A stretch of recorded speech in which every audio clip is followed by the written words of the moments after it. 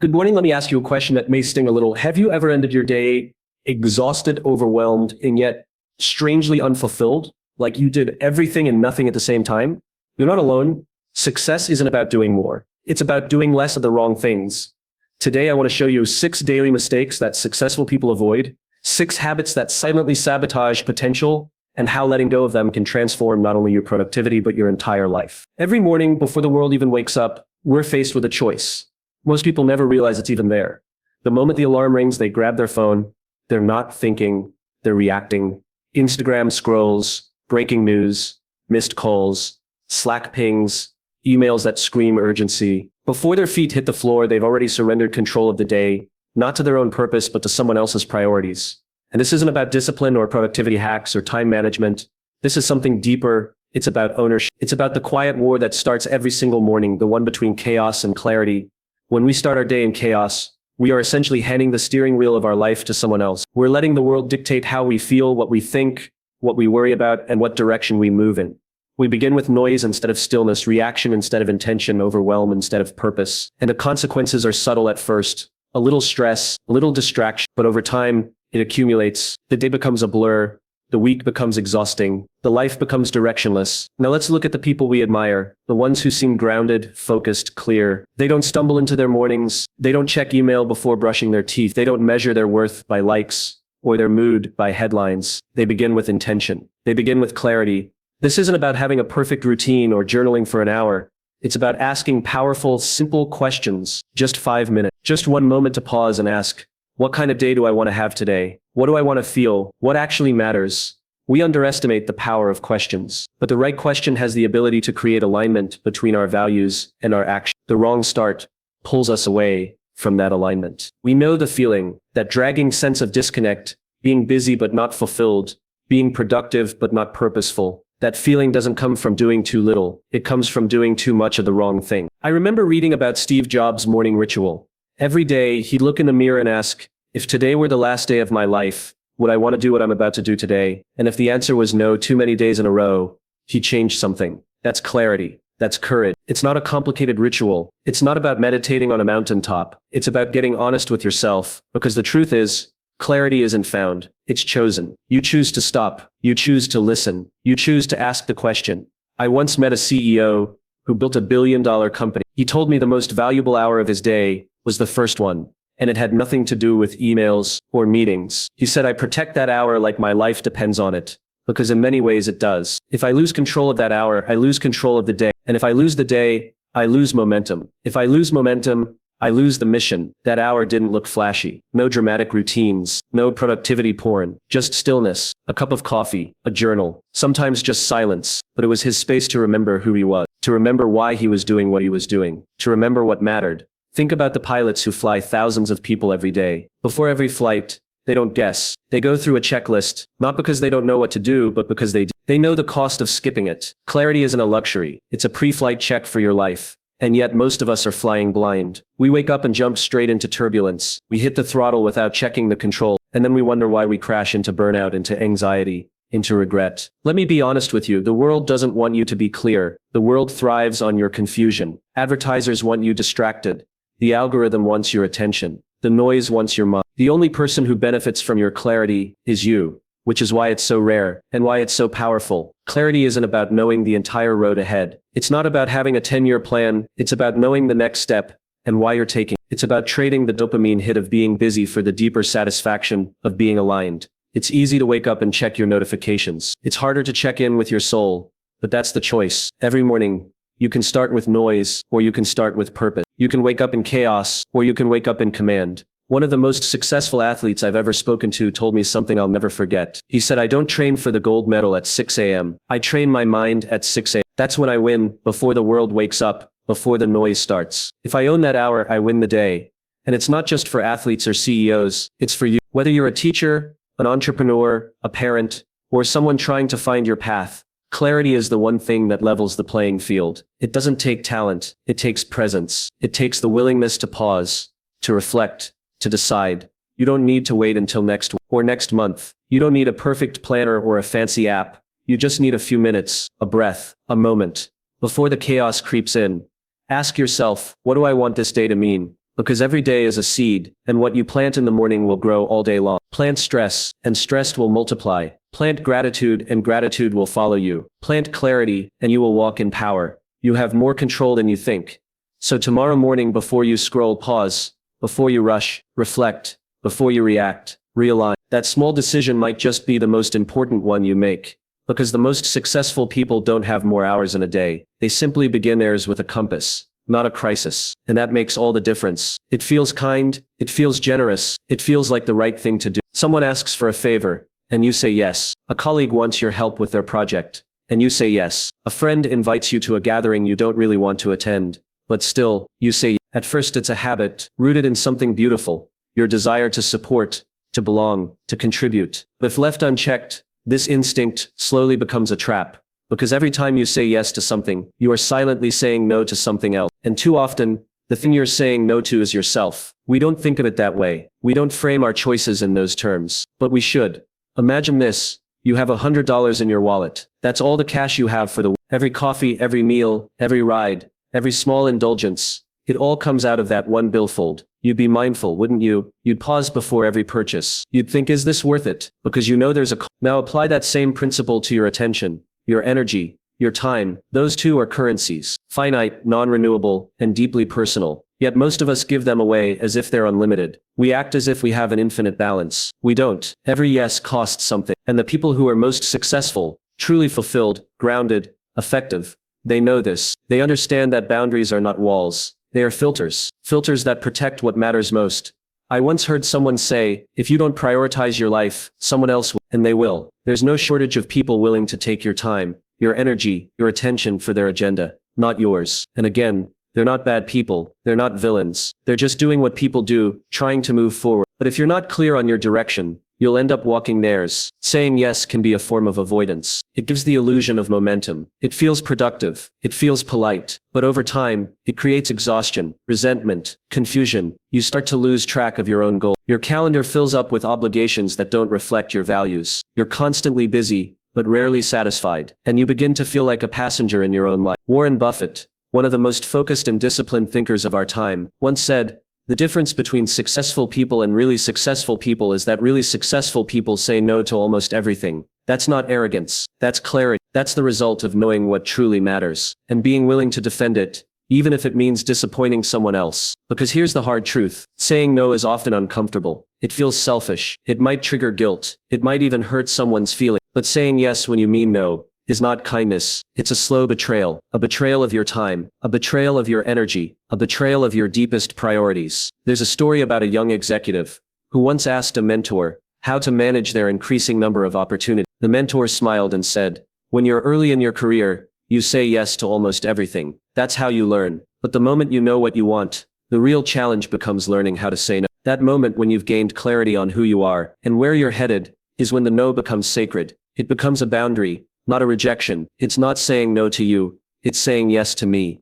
I worked with a leader once who ran a global organization. On the outside, it looked like she had it all together. Power, presence, success. But behind the scenes, she was exhausted. She was attending every meeting, accepting every invitation, mentoring too many people, and she was burning out. One day, I asked her what would happen if she said no to just a few of those commitments. She paused, looked down and said quietly, I'm afraid they'll think I don't care. But the truth was, her constant availability was costing her the very impact she wanted to have. She was stretched so thin, no one got her best, just her presence. Eventually she made a decision. She created space. She said no more often, not cruelly, but clearly. She became more selective, more intentional, and something incredible happened. She didn't lose respect. She gained. People began to value her time more. Her words carried more weight. Her energy returned. She wasn't just present. She was powerful. That's the paradox. The more you say no, the more valuable your yes becomes. When you protect your time, your energy, your mission, your yes becomes a declaration. It's not a reaction. It's not a reflex. It's a choice. And here's a simple framework. If the request doesn't ignite something inside you, if it's not a hell yes, then it's a no.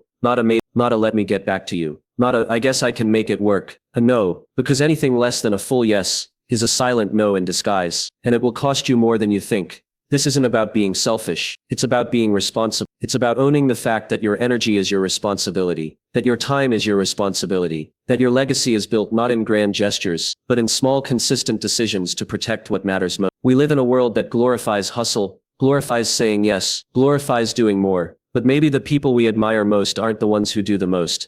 They're the ones who do what matters most. And they have the courage to say no to everything else. So the next time you're faced with a request, an invitation, an obligation, pause, don't react, reflect, ask yourself, does this align with my values? Will this move me closer to who I want to become? Am I saying yes because I want to, or because I'm afraid to say no? Because your time is not renewable, your energy is not replaceable, and your future is not a given. So protect it. Say no, not because you don't care, but because you do. Say no not to reject others, but to honor yourself. And say no not to close the door on opportunity, but to open the door to the right ones. Because if it's not a hell yes, it's a no. And that single shift could change everything.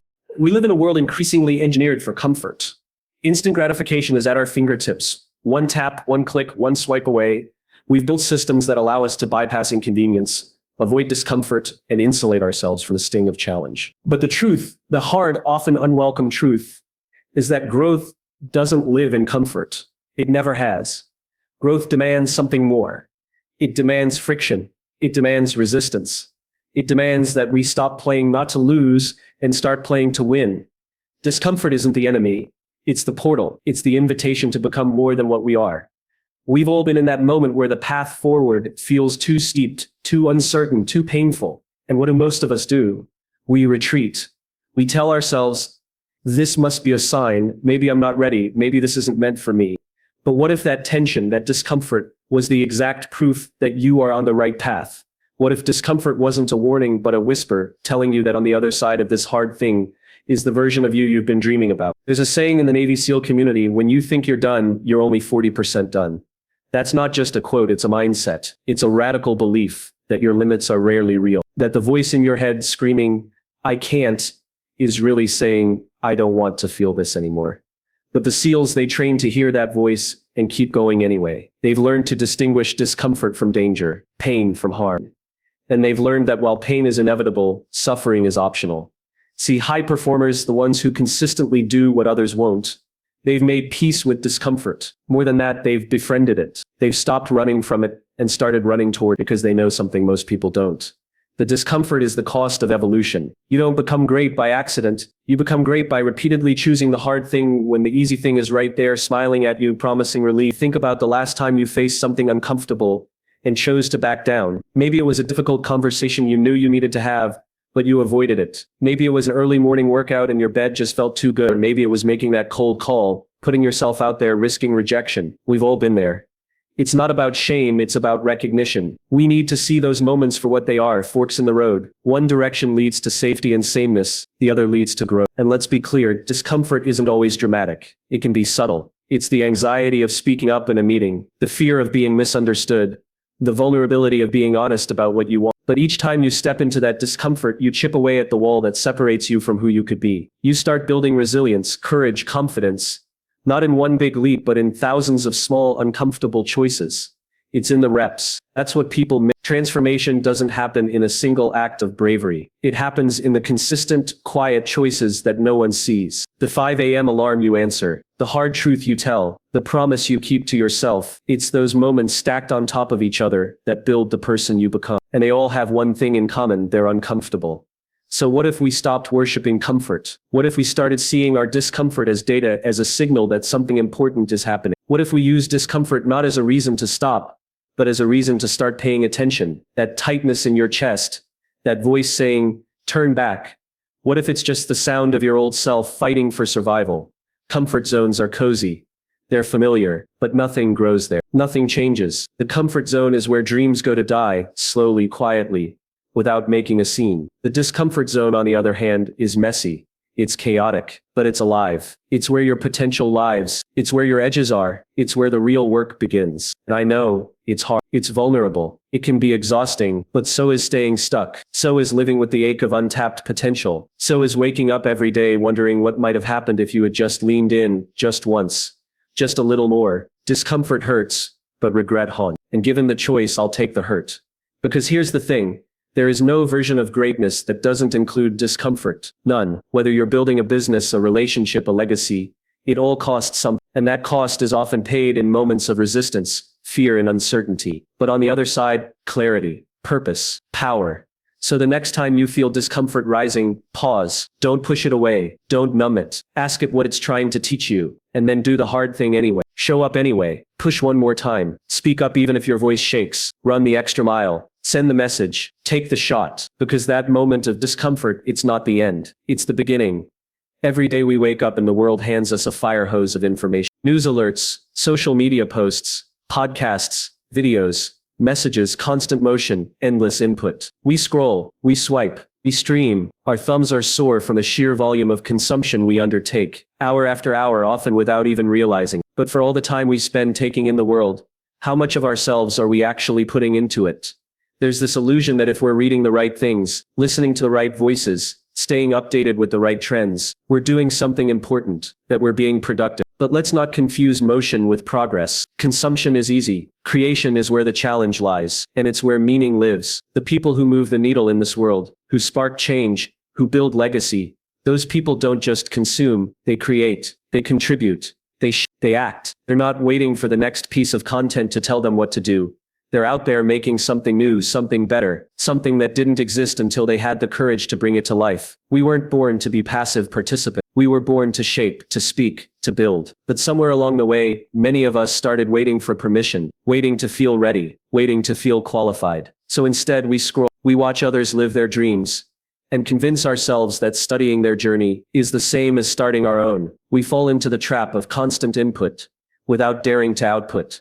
But what if we stopped waiting? What if instead of reading about success, we started building our version of it? Instead of watching another tutorial, we pressed record. Instead of admiring someone else's art, we picked up the brush. Instead of analyzing the strategies of a top performer, we tested one of our own. Because the truth is, the world doesn't need more spectators. It needs more players. Creation isn't just about art or content. It's about contribution. It's about saying, here, I made this, I led this, I tried this. It's about putting your voice into the world, not just echoing someone else's. It's about turning insight into impact, knowledge into movement, vision into action.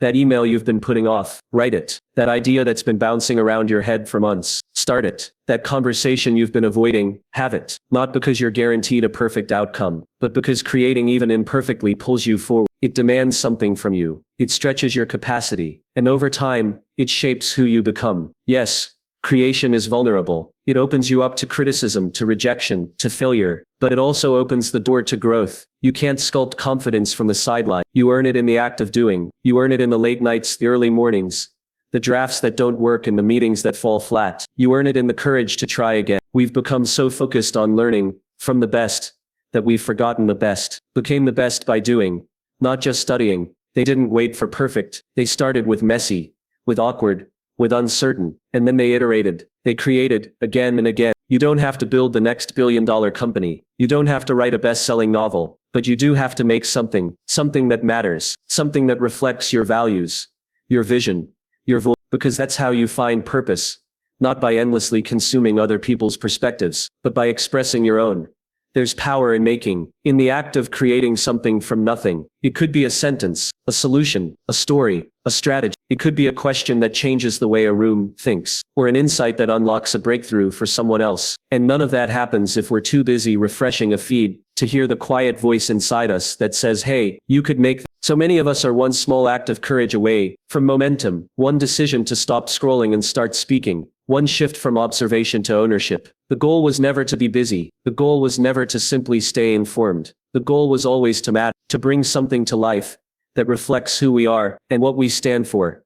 We talk so much about purpose, and we think we need to go find it. But more often than not, purpose is something we build, brick by brick, choice by choice. And each time we create, each time we add instead of absorb, we lay another stone in that foundation. Being a consumer is comfortable, it's safe, it's passive, but it's also disempowering. Because when we consume endlessly, we're feeding a cycle of dependence. We begin to rely on others to spark our ideas, to direct our actions, to validate our worth. Creation breaks that cycle. Creation puts the pen back in your hand. It makes you the author of your own story, not just a reader of someone else's. So ask yourself, what's waiting to be created? What truth have you been carrying that's never seen the light of day? What idea are you letting wither while you scroll past someone else's success? What potential are you deferring?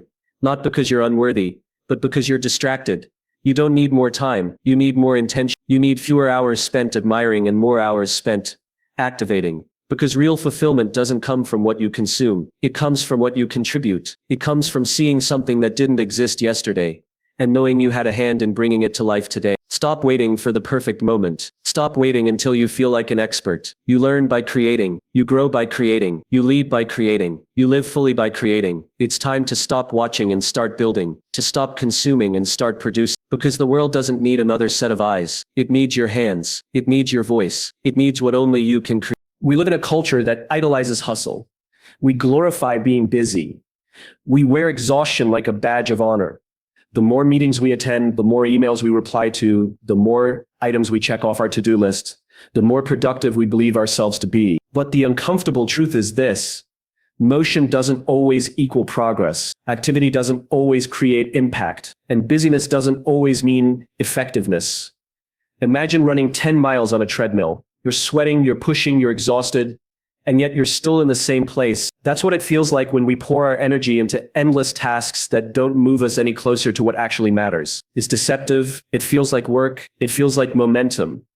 But when you step back, you realize all you did was spin your wheels. There's something deeply satisfying about being in motion. It gives us the illusion of control. We stay active because activity is comforting. It lets us avoid the harder question. It keeps us from confronting the possibility that we may be spending hours on things that, in the end, won't really matter. But deep down, we know when we're just staying busy to avoid the discomfort of focus. We know when we're using busyness as a shield against purpose. You see, the difference between high achievers and those who stay stuck isn't effort, it's direction, it's clarity. It's the ability to step back from the chaos and ask, what's the one thing I could do right now that would actually make a difference? What's the one action, not 10, that would bring me closer to my goal? That question requires courage, because often the thing that matters most is the thing we've been avoiding.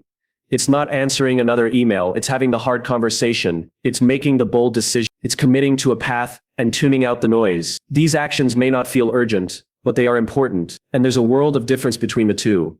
We're taught to value hard work, and we should. But the most successful people don't just work hard, they work smart. They don't waste their energy trying to do everything. They narrow their focus, they simplify their priorities, and they direct their attention toward what actually matters. And that makes all the difference. Think about the times when you felt truly productive, not just busy, but deeply effective. You weren't drowning in distractions. You weren't bouncing between shallow tasks. You were locked in, clear, aligned. You knew what needed to be done, and you did it with intention. That's not an accident. That's the power of focus. But focus is hard. Focus requires saying no. It means letting go of the comfort of multitasking. It means disappointing others when you choose depth over accessibility. It means acknowledging that you can't do it all, and more importantly, that you don't need to. There's a lie that creeps into our minds when we're busy, that we're valuable because we're doing a lot. But value isn't in volume. It's in impact. It's in the change we create, the lives we touch, the problems we solve. And none of that happens when we're trapped in a loop of shallow motion. The people who leave a mark in this world aren't the ones who did the most. They're the ones who did what mattered most. They knew that progress is not about checking boxes. It's about building bridges. Bridges that lead to a better future, not just for themselves, but for the people around them. So how do we shift? How do we stop measuring our worth by how many tasks we've completed and start focusing on whether we've moved the needle? It starts with intention. It starts with asking yourself, every day, what is the one thing I can do today that would make everything else easier or unnecessary? Not 5 things, not 20. 1. That's not laziness. That's leadership. That's strategy. That's choosing to be effective over appearing busy. There's freedom in this, because suddenly you don't have to do it all. You just have to do the right thing, the thing that matters, the thing that requires your full presence, your full heart, the thing that will make a real difference. And when you start living this way, when you stop chasing productivity for productivity's sake and start chasing purpose, you begin to change. You start becoming someone who isn't just reacting to life, but designing it. You start becoming someone who isn't overwhelmed by everything, but empowered by what's essential. This mindset doesn't just apply to work. It applies to everything: relationships, health, goals, dreams. You can go to the gym 7 days a week and still avoid the real workout you need, healing the beliefs that hold you back. You can talk to people all day and still avoid the one conversation that could rebuild trusts. You can manage your calendar like a machine and still never find time for what fills your soul. So we must be brave enough to slow down, brave enough to ask the real questions, brave enough to admit when we've been hiding behind busyness. Because hiding is easy, clarity is hard, but clarity is what leads to progress, not just motion, real, lasting, meaningful progress. We have one life, one chance to make something beautiful, to build something that matters, to pour ourselves into work that leaves a ripple, and that won't happen by accident. It won't happen by staying stuck in the treadmill of meaningless motion. It will only happen when we dare to focus, when we dare to let go of the noise and pursue the signal. So today, don't just work hard, work on what matters, work on the one thing, because that's how progress happens. Not in scattered energy, but in deliberate impact, not in checking boxes, but in changing lives, not in the number of hours we put in, but in the value we pull out. Do less, mean more. That's the way forward. There is a moment, perhaps more than one, that we've all experienced. A stillness, a pause. Maybe it comes during a quiet walk, a sleepless night, or in the seconds before we make a big decision. And in that space, something speaks. Not loudly, not forcefully, but clearly. It's that quiet whisper that says, "This isn't it. You were meant for more." That voice, delicate, intuitive, persistent, is not noise. It's your truth, trying to break through the static of the world. And yet time and time again we ignore it. Why? Because it's easier to follow the noise. It's easier to chase applause than purpose. It's easier to scroll than to sit with our thoughts. It's easier to take the path everyone else is walking than to carve out our own trail. We tell ourselves we're being practical, realistic, responsive. But what we're really doing is betraying something sacred, our own knowing. We live in a world that rewards conformity, that tells us who to be, how to act, what success looks like. And the more we try to keep up, the more we disconnect from the core of who we are. We drown in expectation. We become excellent at performing and terrible at being present. We look around and call it ambition. But what if it's really avoidance? Every time you say yes to something that feels wrong just to please others, a small part of you fades. Every time you suppress your discomfort because it's inconvenient, you silence your internal compass. And the tragedy is not that we do this once. It's that we do it every single day and call it normal. We normalize the disconnection. We normalize a version of ourselves that is a dim reflection of who we could be. But here's the secret the world doesn't often teach you. The most extraordinary lives aren't built on external achievement. They're built on internal alignment. They're built by people who dare to pause, who dare to listen, who dare to trust themselves, even when the world is shouting in the opposite direction. It's not that they don't feel fear. It's not that they don't hear the noise. It's that they make a decision day after day to honor the whisper anyway. That whisper, that intuition, is your truest self. It's the part of you that remembers why you're here. It doesn't care about your resume. It doesn't care about your likes, or followers, or quarterly goals. It cares about your soul. It cares about whether you're living fully, honestly, and courageously. And I get it. Listening to that voice isn't easy. It will cost you comfort. It will make you question everything. Sometimes it'll ask you to walk away from what looks perfect on the outside. It will challenge your identity, your relationships, your beliefs. It will force you to sit in uncertainty, to risk being misunderstood, to disappoint others, so you don't abandon yourself. But if you keep ignoring it, if you keep numbing it out with distractions or logic or compromise, the price will be much higher. You'll wake up one day, surrounded by everything you thought you wanted, and feel nothing, or worse, feel regret. That's the subtle danger of ignoring your inner voice. It doesn't destroy your life in one dramatic moment. It chips away at your aliveness slowly, quietly, until one day, you barely recognize the person staring back in the mirror. But what if we chose differently? What if we got quiet enough to hear again? What if we created space, not just in our schedules, but in our souls? What if we made listening a daily practice, not a desperate last resort? Imagine what would be possible if we stopped outsourcing our truth to the world and started trusting the wisdom within. You don't have to have all the answers. You just have to stop pretending you don't hear the question. That whisper that says, "This isn't who you really are." That's not your doubt. That's your direction. That's not your fear. That's your future calling you forward. Think about the people you admire, the ones who light up a room, who radiate authenticity, who seem deeply rooted, even in chaos. They're not perfect, but they are present. They have made peace with the quiet voice inside. And because of that, they don't just chase success, they embody significance. The path of self-trust is not glamorous. It won't always earn applause, but it will earn your peace. And in a world addicted to noise, there's nothing more radical, more powerful, than a person who has learned to listen. So if something feels off, pause, breathe. Ask yourself not what's logical, but what's true. Ask not what others expect, but what you know. And when that whisper comes, and it will, don't brush it off. Don't label it silly or selfish. That whisper is your compass. That whisper is your calling. To live a life that matters, to live a life that is deeply yours, you must learn to honor that voice. Because in the end, the greatest betrayal is not when the world misunderstands you. It's when you understand yourself completely and still choose not to act. Listen, then move. Even if your voice shakes, even if you have to walk alone for a while, because nothing is more terrifying than playing small when you know you were built for more, and nothing is more beautiful than finally stepping into who you really are. So what if starting today, you stopped making these 6 mistakes? What if you started your day with clarity, guarded your yes with purpose, chose growth over comfort, created more than you consumed, focused on impact, not activity, and honored the voice within? I'm not saying success will happen overnight, but I promise, if you stop doing what's holding you back, you'll have a lot more room for what pulls you forward. Because in the end, the biggest shift isn't in your calendar, it's in your choices. Choose better, live better, be better. Thank